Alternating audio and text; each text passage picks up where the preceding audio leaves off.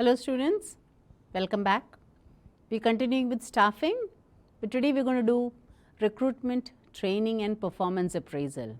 Let's see what each one of them entails as a manager. Now, there are certain functions or certain aspects of staffing which helps the function to be carried out effectively. That is recruitment and selection, training and development and performance appraisal. We will go and see in detail about each one of these aspects which will help us understand staffing better.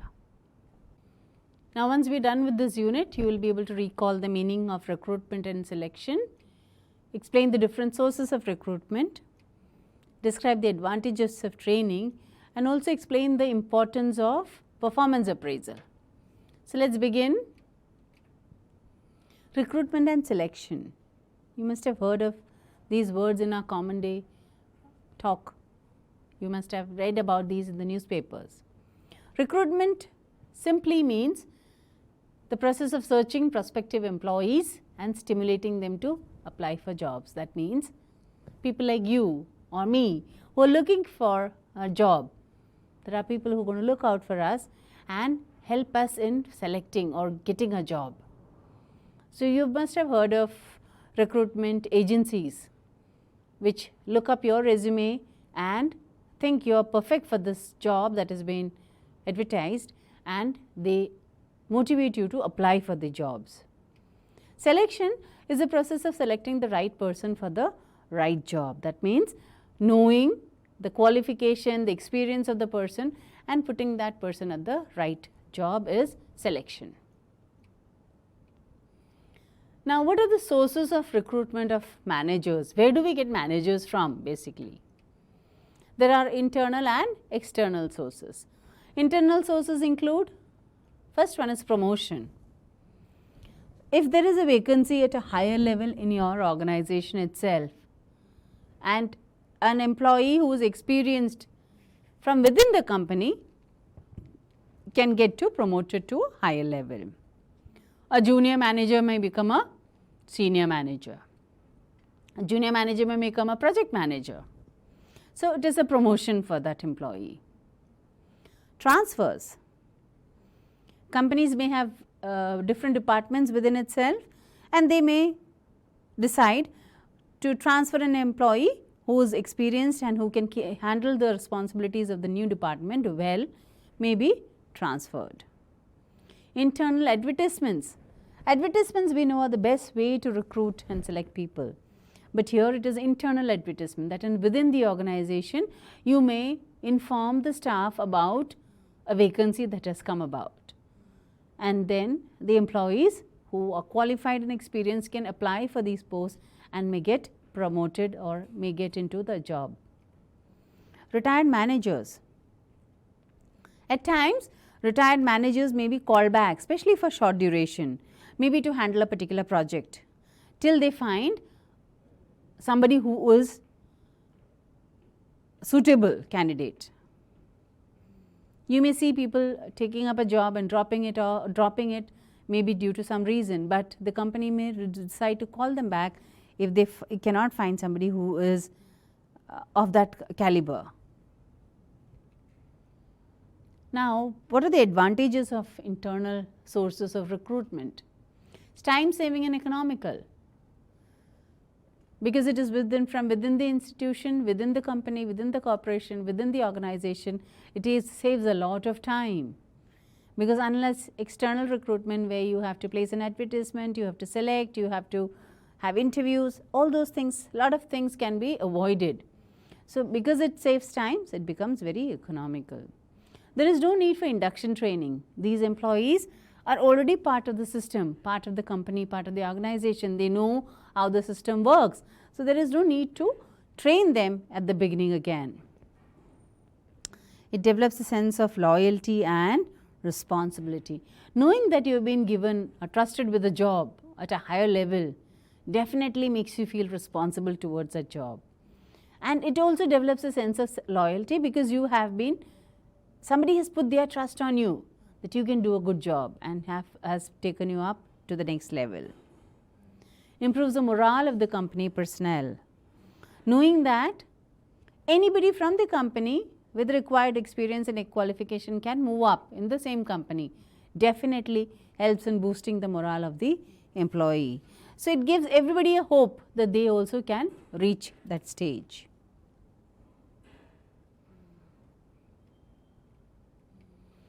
External sources of recruitment. These include first management consultant. Lot of companies take the help of management consultants for hiring, wherein the consultancy firm helps the organization in selecting the best individual.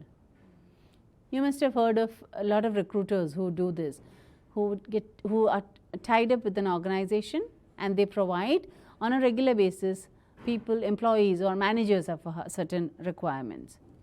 Second is advertisement. It's the most famous and the most important or popular source of recruitment.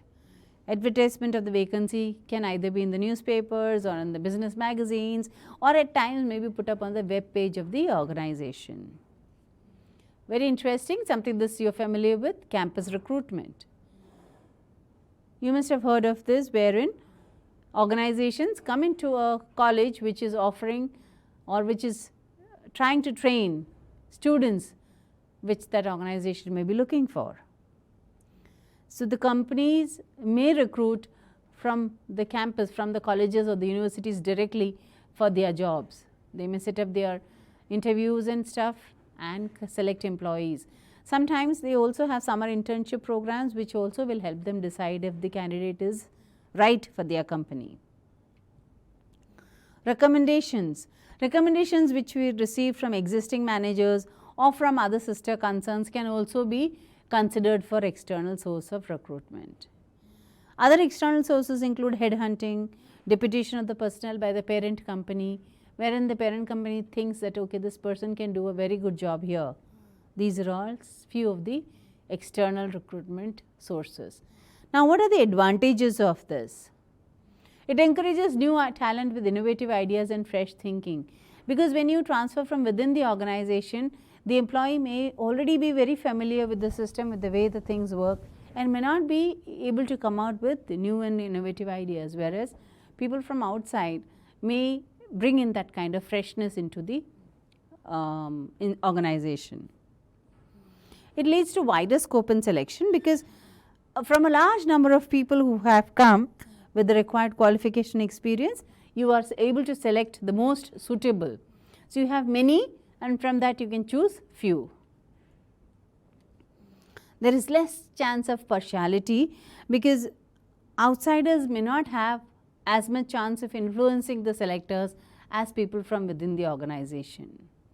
It also means that the organization will have newer employees who can bring in that kind of difference.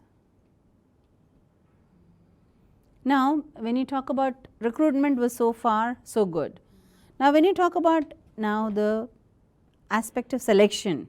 Selection we said is the process of choosing the right person for the right job, but even this requires certain steps.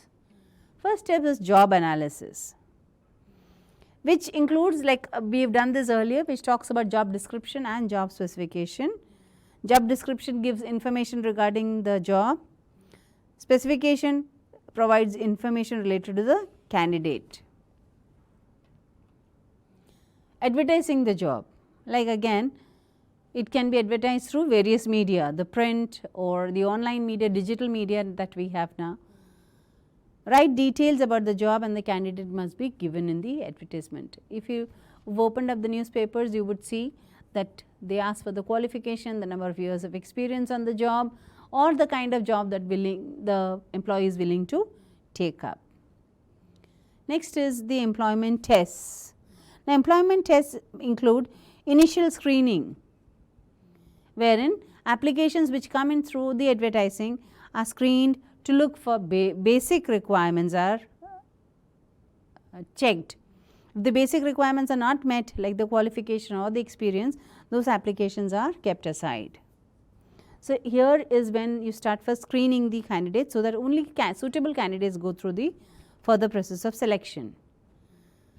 Then you have various tests that are conducted to judge the ability and efficiency of the candidate. Now, the type of test depends on the nature of the job. Like you may have intelligence tests to check the numerical skills or the reasoning skills or the memory and such abilities which are there in the candidate. You may have interest tests conducted to see the likes and dislikes of the candidates towards the occupation, towards whatever hobbies they have. You may have a personality test to judge the maturity and the social relations that the person may be able to keep up. Aptitude to understand the specific talent or the skill the employee must be possessing. Once these employment tests are done, comes the interviews. Interviews may happen face to face. There is an exchange of views, ideas and opinions between the candidate and the interviewer.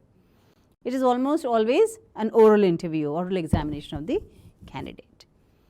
Sometimes you may have heard of group discussions, which is again either another form of interview wherein you have a group of people with a common topic discussing about it. You may have a panel interview where one person is interviewed by a few number of people on the other side.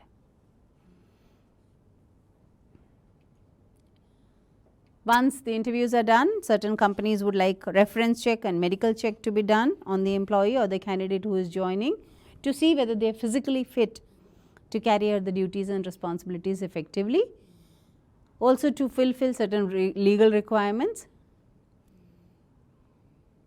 and also to find whether the candidate is sensitive to the environment. You may have an employee who may have certain allergies towards some chemicals. You cannot place such an employee in a chemical factory or a pharmaceutical factory in that case. So, all these things must be taken care of before you give the final offer. Now, the final thing is the job offer. It's the most crucial and the final step of selection. Why is this so crucial? Because the wrong candidate can have a lot of consequences for the company in a negative manner. So, this is very important decision to offer the right job to the right person. So, these are few of the steps of selection. Let us move on to another very interesting aspect, training and development. Now, once the recruitment and selection is done, now the employee is inducted into the company, he is selected, he or she is selected for the job. Once the selection happens, there must be short-term training given to the new recruit to acquire certain technical knowledge and skills required for the present job. Even if the person comes with experience, each organization has a different way of working, has a different way of conducting their business. So, the new employee must always be given a small induction program which would help the employee get in touch with the requirements of the present job.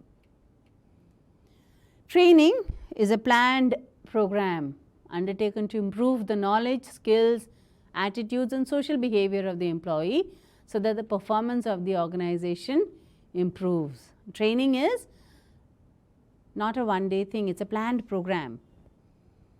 Why do we do it? So that we improve the knowledge, skill, attitude and social behavior of the employee, and so that once their behavior, their knowledge and skill and attitude improves, it definitely would improve the performance of the organization. Now, this training is useful for the company as well as the employee.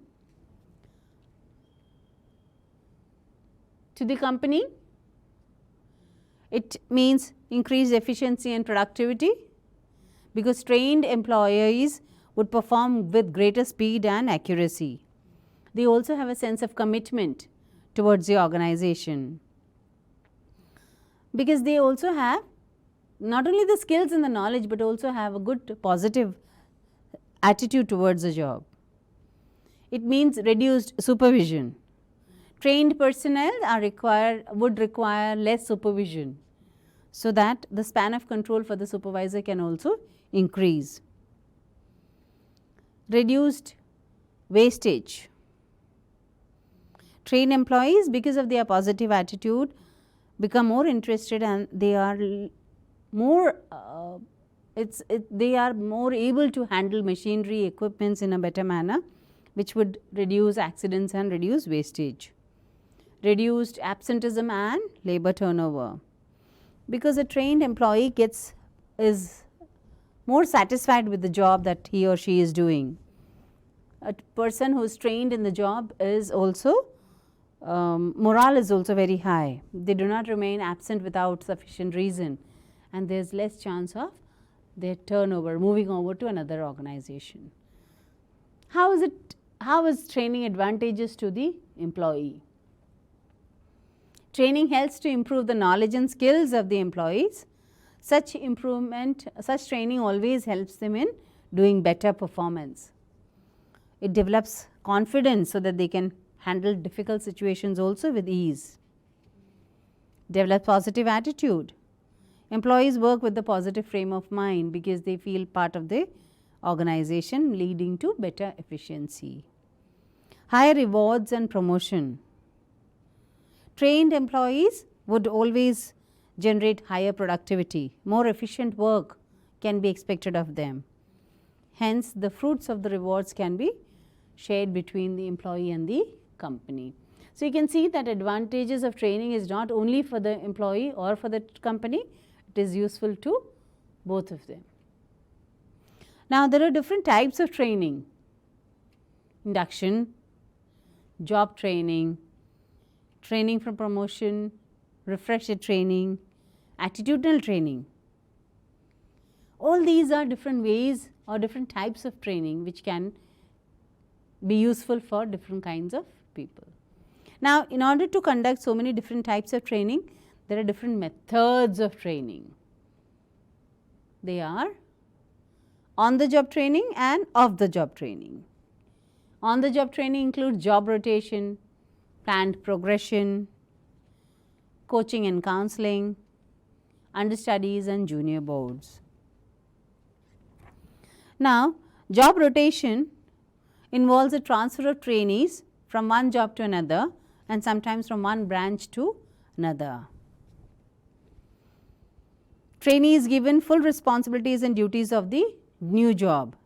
Again, what you are doing is you are trying to train employees within the organization through job rotation. Planned progression is every movement from one job to another involves higher pay, position and duties. Whereas in job rotation, it is just the job that is changing, the pay and the duties would remain somewhat similar. But in planned progression, you are talking about progression, you are talking about moving up. So, your pay, your responsibilities, everything changes. Planned progression happens at a higher managerial levels, whereas job rotation is mainly at the lower levels. Coaching and counseling, superior or the higher level managers play active role in training the subordinates. They may be assigned the task of training the subordinates. Counseling, the superior plays a passive role in training the subordinate. They may provide advice to the subordinate in completion of a task if required. Superior acts as a guide rather than a coach in training the subordinate. Understudy. The trainee is called the understudy who handles important aspects of the superior's job and at a future date may be able to take over the responsibilities of the manager. Junior boards are concepts which are not we are not familiar with in India. It is a Western philosophy wherein promising young middle managers have to take the responsibilities and experience problems that is faced by a top level management. They serve in the board for a period of 6 months or more and they learn the different ropes of the organization. Now, off the job training, these include classroom methods, simulation, business games, committees and conferences. Classroom methods for training include lectures, discussion, role play, case study and all. Simulation is where a system or a situation is created which may be hypothetical in nature and the managers have to find solutions for it. Games are a popular way of having off the job training. Leaders may be asked to take decisions regarding pricing, production, research, etc. Team action as well as individual games are played here. Committees and conferences. A junior member of the committee can learn from the discussion and interaction with the senior manager. Conferences, group discussions and meetings are held wherein everybody learns from the other's experience. It becomes a group interaction. When you talk of on-the-job training, regular work is not affected as the training is provided on the job, whereas off-the-job training most of the time is done outside. So, regular work is sometimes affected. Performance appraisal, another very useful terminology for us all to know. Now, performance appraisal means evaluating the performance of the employees, sharing this information with the employees and looking ways to improve the performance. Performance appraisal is not only finding out how badly you have done or how good you have performed, but also to make sure that the information is given to you, and at the same time you have to find ways with the manager and find out ways to improve your work experience. So, it is a very interesting, very comprehensive manner of evaluating the performance. Now, why do we need performance appraisal? We need performance appraisal because it helps to motivate and reward employees. All of us are looking forward to the times when we are evaluated and we are given the reward for the hard work that we have done in the past. So, it is important that everybody is appraised on a regular basis. It is used to provide genuine feedback to the employees. I have made the letter genuine feedback to the employees. Whenever an employee is evaluated, it must be correct evaluation, it must be very objective evaluation, it must be very genuine. That means it must be correct. We are not doing evaluation to harm anybody or to pull down any employee. Helps to build trust and maintain fair relationship within the groups. Yes, when you are able to, when somebody gives you an evaluation, you will be able to trust that person and say, feel that, you know, whatever he has evaluated is correct from my point of view or the work, kind of work that I have done. It helps to see that employees comply with regulations. Yes, if there is a performance appraisal from time to time, it would also make sure that the employees are following the rules and regulation of the company. You may find employees who would like to go against what the company regulations say, but then these employees at the time of their evaluations are put in place by the management. This is a perfect opportunity for the employers to say good job to the employee and the contribution made by the employee. Opportunity for the employer to say that you have been doing a good job with your work. Let me put you in a spot. What should be the frequency of performance appraisal according to you? Should it be 3 months, 6 months, yearly, or as needed? And why do you think your answer is the most appropriate? That means if you have said 3 months is the best time for a person to be evaluated again and again, why do you think that is? If 6 months is your answer, why? If you think yearly evaluation is the best, why do you think? Some companies may decide to evaluate employees as and when needed. Is that a good idea? And if yes, why you say that? Today we have learnt about recruitment and selection, training and development, and performance appraisal. With this we complete the staffing function and we next deal with the function of directing. But here we are going to specifically deal with communication, barriers of communication in any organization. We are going to also learn a little bit about leadership. Till then, thank you.